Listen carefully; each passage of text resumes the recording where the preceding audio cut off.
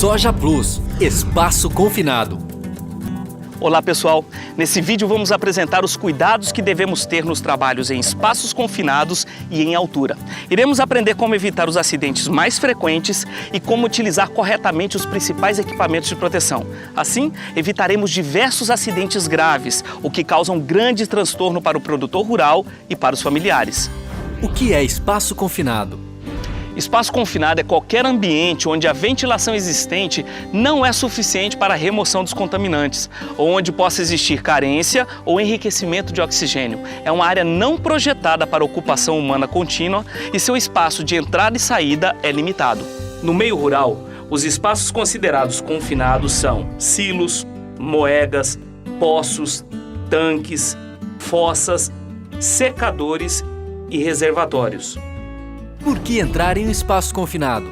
A entrada em espaços confinados tem diversos fins. Pode ser para realizar a limpeza do local, inspecionar equipamentos, realizar a manutenção de tubulações, consertar e ajustar equipamentos mecânicos, fazer a leitura de manômetros e realizar operações de salvamento e resgate. Acidentes mais frequentes. Os perigos em espaços confinados são a falta ou excesso de oxigênio, incêndios ou explosões, pela presença de gases ou vapores inflamáveis, intoxicação, presença de substâncias químicas, engolfamento, desmoronamento de superfície de grãos compactados, afogamento, que é o arraste do trabalhador pela massa de grãos em movimento durante o descarregamento, soterramento, desmoronamento de placas verticais de grãos compactadas, sufocamento, carregamento de silos com trabalhadores em seu interior. Quando você pode entrar em um espaço confinado? Permissão de entrada e trabalho PET. Você só poderá entrar no espaço confinado quando houver um formulário de permissão de entrada e trabalho, que é a PET, devidamente preenchida pelo supervisor de entrada, que também verificará se as medidas de segurança foram implantadas.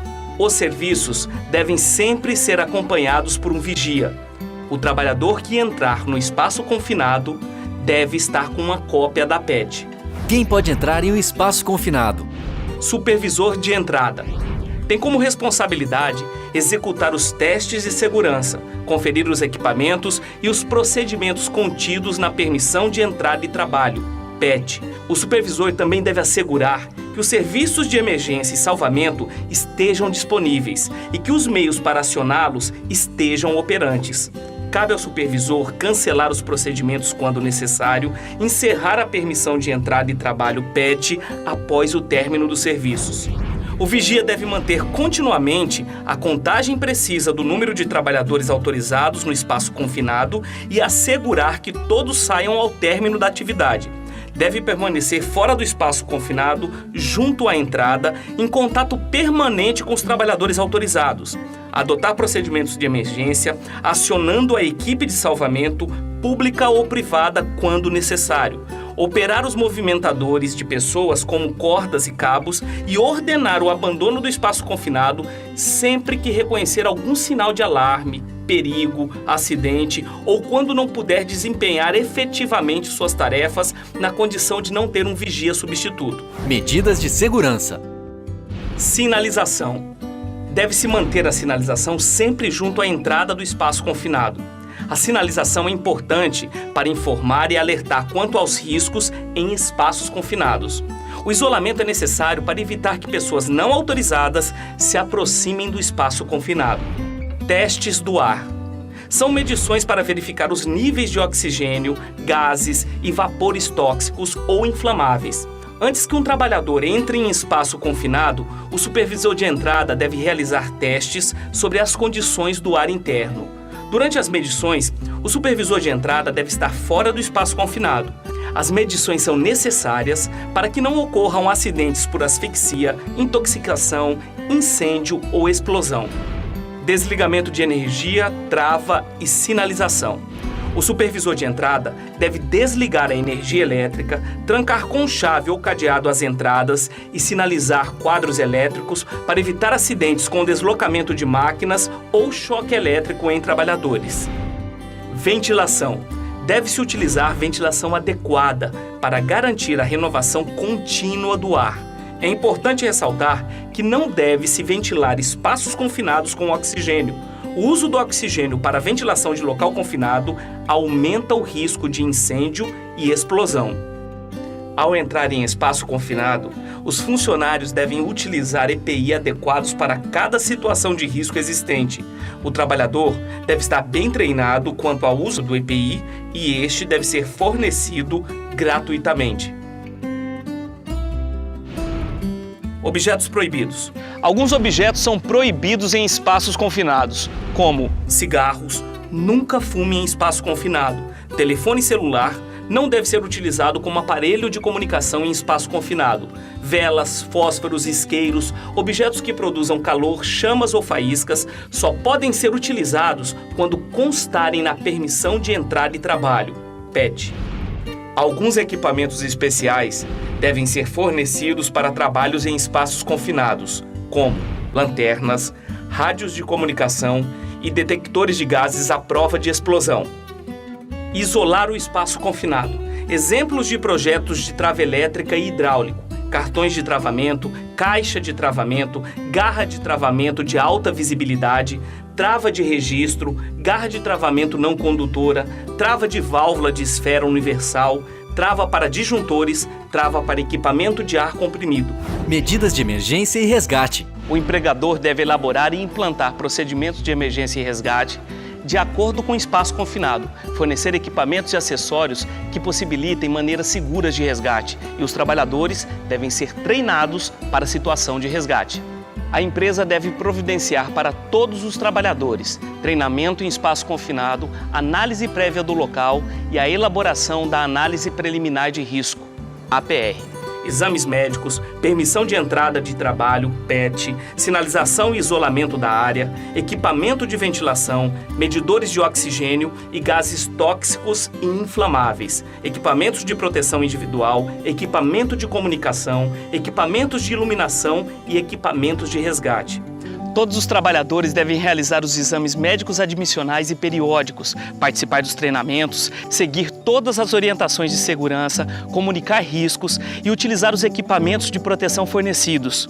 Lembre-se, voltar para casa com saúde e segurança é um direito de todos. Faça a sua parte. Soja Plus, trabalho em altura. Trabalho em altura é aquele realizado acima de 2 metros do solo.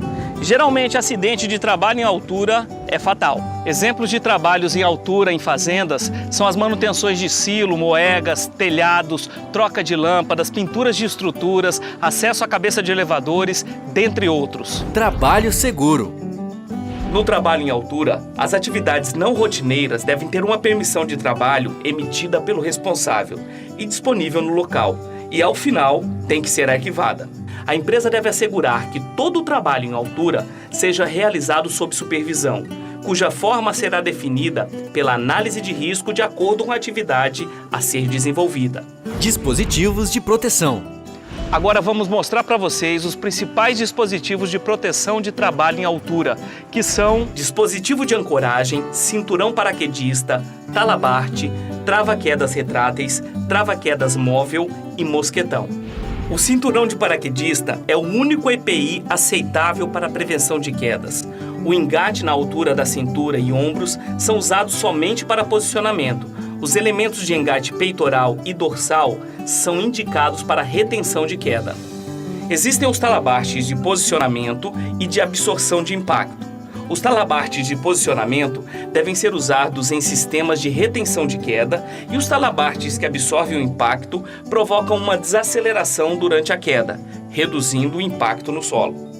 O talabarte e o dispositivo trava-quedas devem estar fixados acima do nível da cintura do trabalhador, ajustados de modo a restringir a altura de queda e assegurar que, em caso de ocorrência, minimize as chances do trabalhador colidir com a estrutura inferior.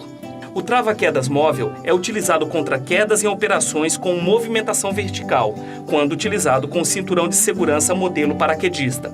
O mosquetão é um equipamento de alta resistência, com capacidade para suportar força de no mínimo 22 kN. Tem a função de prover elos e também funciona como uma polia com atrito.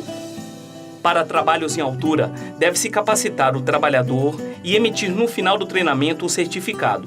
Quando houver mudança nos procedimentos, condições de trabalho, necessidade de novo treinamento, afastamento do trabalho por mais de 90 dias e mudança de empresa, a capacitação deverá ser reciclada.